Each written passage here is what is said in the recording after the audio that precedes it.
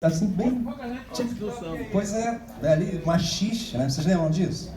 Agora, vocês lembram do tango brasileiro? Já ouviram falar no tango brasileiro? Chiquinha Gonzaga, Ernesto Nazaré, essa turma, eles assinavam as composições dele como tango brasileiro. E aí, do tango, você vai desembocar no choro, Pixinguinha e Benedito Lacerda, e depois você vai ter um segmento. Eu vou comentar isso rapidamente com vocês, mas queria enfatizar uma coisa. Então, quando essa coisa tomou forma, alguns trombonistas na história do Brasil foram trazendo uma instância para esse instrumento que eu tenho total segurança de dizer que o trombone se tornou o instrumento que melhor... Tem um tempo que eu não estou conseguindo falar, desculpa, estou ficando velho, a dicção está ficando pesada, a memória está ficando esquecida, mas ele vocifera, consegui, a voz da música brasileira. Então você vai ter o Candinho, Emerson, Leocádio, aí naquela época, um pouco mais para frente, o Zé da Velha vai começar a conviver ali com o Pixinguinha e tal. Vocês conhecem o Zé da Velha? Sim. O Zé da Velha era funcionário do aeroporto, né? Trabalhava na Varig, na Cruzeiro, era uma coisa assim. Gente, estou tomando muito tempo, desculpa. Não, é só um adendozinho. Aliás, a minha tese de mestrado no UFRJ é sobre o Zé da Velha, hein? Exatamente. E aí depois você vai ter o Raul de Barros. E aí olha que coisa curiosa. O Raul nasceu em 1915, faleceu em 1990. 95 anos. E aí aconteceu um fato curioso. O Raul de Barros se tornou soprista brasileiro. Se tornou o quê? Soprista brasileiro. Conhecido em todas as camadas sociais do Brasil. Esse é um fato interessante. Quer dizer, o instrumentista soprista no Brasil que ganha as massas, né, é um trombonista, o Raul de Barros. E aí depois você vai ter o segmento. E aí, só um comentário interessante. Você tem o tango brasileiro, o choro, e aí vai surgir a gafieira, que era um choro mais moderado, em termos de quantidade de notas no papel, e que abriu espaço para improvisação na gafieira. Então você tinha o choro de gafieira. Daí vai surgir a turma da gafieira. Quem são os cabeças da turma da gafieira? Especialmente dois trombonistas. Edson Maciel, alguém se lembra? Oh, que maravilha! E o Raul de Souza, que esse ano já fez um show aqui. O Raul está com 84 anos, se a minha memória não falha, nasceu em 1934, dia 23 de agosto de 34, não é isso? Está com 84 anos, tocando, que é uma beleza. Você não acredita como é que um homem de 84 anos... Olha aí. O último disco do Tom Jobim, do Antônio Brasileiro, eu tive a honra de participar desse disco. E aí, estava o Raul de Souza e o Márcio Montarroz, no naipe, né? E o Tom queria reviver uma coisa que ele viveu com ele, com o Raul, nos anos 60. Na gravação do disco Você Ainda Não Ouviu Nada. Você já ouviu esse disco, Você Ainda Não Ouviu Nada? Alguém conhece na sala esse disco? Só ela que tem? Então presta atenção, Você Ainda Não Ouviu Nada. O Tom, quando fez os arranjos para esse disco, ele teve essa ideia. Ele falou, olha, esse disco tem que se chamar Você Ainda Não Ouviu Nada. E realmente é um disco assim... Eu ouvi esse disco, eu tinha 15 anos, em 1980, e virou a minha cabeça. Assim, um negócio, né, estrondoso em termos de conceito e de Brasil. E aí eu tenho uma reivindicação que diz assim, nós não somos nacionalistas. O Villa-Lobos dizia, eu não sou erudito, eu não sou clássico, eu sou nacionalista. Mas eu aprendi uma lição da vida que me leva a essa conclusão. Nós quem? Quem se colocar embaixo desse pensamento. Nós não somos nacionalistas. Menos ainda ufanistas. Mas temos noção do nosso limite geográfico. Isso é uma coisa importante, é para pensar. Eu queria deixar essa frase para vocês. Pensem a respeito disso, porque vale a pena. Inclusive nessa época de transição de governo, esse assunto aí, enfim. Mas pensem sobre isso. Não somos nacionalistas, não somos ufanistas, mas temos noção da nossa delimitação geográfica. Muito importante isso. Então, o nosso querido Antônio Brasileiro revive no disco Antônio Brasileiro a experiência com o Raul de Souza que tinha acontecido lá em 1964, especialmente com esse disco Você Ainda Não Ouviu Nada. Esse disco é uma coisa, assim, vocês precisam ouvir. Eu recomendo. Gostaria de deixar aqui uma espécie de dever de casa. Você conhece? Você Ainda Não Ouviu Nada? Não, Sérgio, não posso acreditar numa coisa dessa. Faz de conta que eu não te perguntei isso. Eu vou à sua casa, vou pegar emprestado para fazer uma cópia. Bom, aí concluindo a história. Então agora você vai ter ali o Raul Maciel no final dos anos 50, início dos anos 60. E aí nessa época você tem também, eu queria citar mais pelo menos um ou dois nomes. Você tem o próprio Ed Maciel. Alguém se lembra da orquestra Ed Maciel? Ah. Carlinhos Sete Cordas. Maravilha. E aí então você tem o Ed Maciel e sua orquestra, que era irmão do Edson Maciel, Edson Maciel e Edmundo Maciel, grande trombonista. Alguém se lembra de uma coisa assim? Deixa eu ver se eu consigo entoar.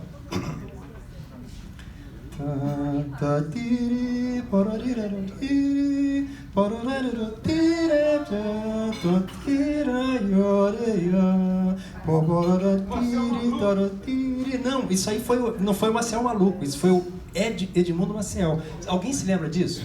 Vocês lembram do Gonzaguinha?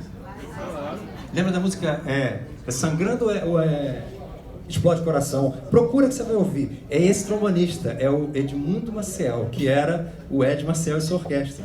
Né? Muito bem, então... Exatamente, o Edmundo Maciel grava com o Moacir Santos o Coisas, o disco Coisas. Outro disco, também de 1965, que é antológico, precisa ouvir. Se não ouviu, você ainda não ouviu nada 2 vezes. Bom, concluindo a história. Nos anos 70... vão surgir o Gessé Sadoc, que foi homenageado há uns dias atrás na Unirio, um trombonista extremamente importante para o Brasil, porque a partir do Gessé aconteceu um fato. O aspecto didático do trombone começa a aparecer no Brasil. Então ele é um demarcador de terreno nesse sentido. E aí um dos frutos, né? Sérgio, foi teu professor, não é? Estou equivocado não, né? Exatamente. E João Luiz, não, você não, né? Porque ele foi aluno do Sérgio. Então vocês estão entendendo o que está acontecendo com a história do trombone? Entende que coisa curiosa? Você já reparou que o nome desse instrumento é um nome esquisito, meio feioso? Trombone. Mas ele tem uma história muito interessante. E para finalizar, então ok, nos anos 70 você tem essa turma, aí tem o nosso querido Roberto Marques, que faleceu no ano passado, que também deixou uma demarcação no samba. Comentário ligeiro. O Rio do Hora instaurou um princípio de se gravar o samba. Vocês lembram do Rio do Hora? Gaitista, produtor. E aí o Roberto Marques, esse trombonista que faleceu no ano passado, ele se torna o trombonista que vai demarcar a linguagem sonora. Eu não estou falando do aspecto artístico, não estou falando das notas, eu estou falando do timbre. A voz do samba que o Rio do Hora levantou no Brasil, o trombonista que demarca esse terreno é o Roberto Marques. E ele faleceu há mais ou menos um ano atrás, em outubro do ano passado, com 70 anos, mais ou menos, né? Por aí. Ele era militar, mas foi um demarcador. E aí agora nós estamos tendo essa virada de página mais uma vez, não no sentido de negação, mas de continuidade. Entende? E aí a gente tem agora o nosso querido Rafael, e ele sabe disso, eu fico pegando no pé dele. Não é elogio, é o que, Rafael? Fala pra eles. Eu faço questão que eles ouçam a sua voz no microfone, por gentileza. O Vitor fala que os músicos que são talentosos que tem que estudar, porque ele tem responsabilidade. Não é o músico ruim que tem que estudar, é o talentoso que tem que estudar. Vocês entenderam? Então, o talentoso é aquele que tem que estudar. Então, eu digo para ele o seguinte, o meu atestado para você é um atestado de responsabilidade. Entenderam? Porque ele é um representante de geração que vai levar esse troço aí para frente. Vocês entendem a responsabilidade da coisa? Entende? Eu não poderia deixar de tocar nesses assuntos com vocês, porque para mim, eu vou ali soprar o trombone porque te pediram. O Sérgio já deu assim para vocês. Se eu não fosse submetido a essa autoridade, eu não viria. Mas, tá? Então eu queria te explanar esse detalhe para vocês. Galera, com vocês, Vitor Santos.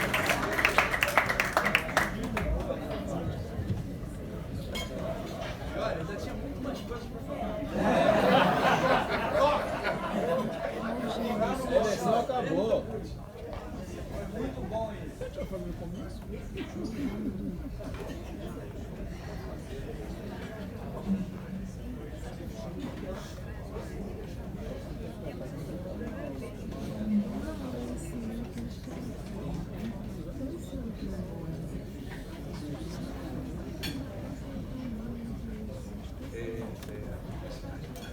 Glaucio, né? O nome do rapaz do engenheiro do som é Glaucio. Sim? Está correto? Estou enxergando, sim. Puxa, que seria tão bom se tivesse acontecido.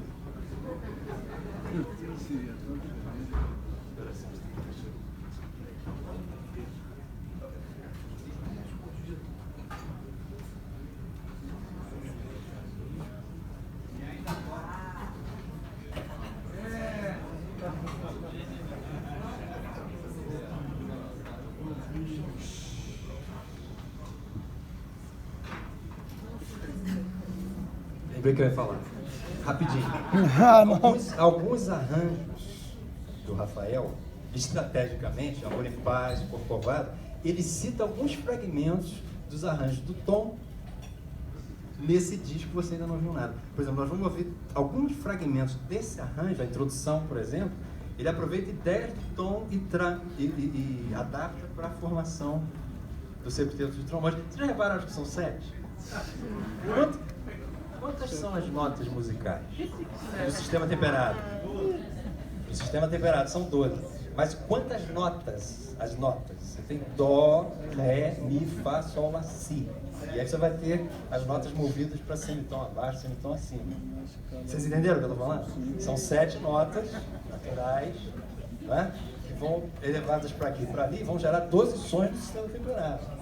Certo? Mas você viu que é interessante? São 7. Agora, sabe quantas posições tem o trombone? Mostra para eles, certo? Quantas posições do sistema temperado tem o trombone? Presta atenção. 7. Primeira, fechado. Segunda, terceira, quarta, quinta, sexta e sétima. Agora, que coisa interessante. Você tem 7 posições, 3 tons inteiros de afastamento da primeira para a última. 3 tons inteiros de afastamento da primeira para a última. E com essa configuração, você vai ter os 12 sons do sistema temperado. Mas como os trombones é um instrumento destemperado, você pode ter todos os outros sons que o sistema temperado não aceita. É cheio de detalhes. Isso aqui seria um prato cheio para a gente ficar aqui entendendo o que isso tudo que está sendo feito aqui quer dizer.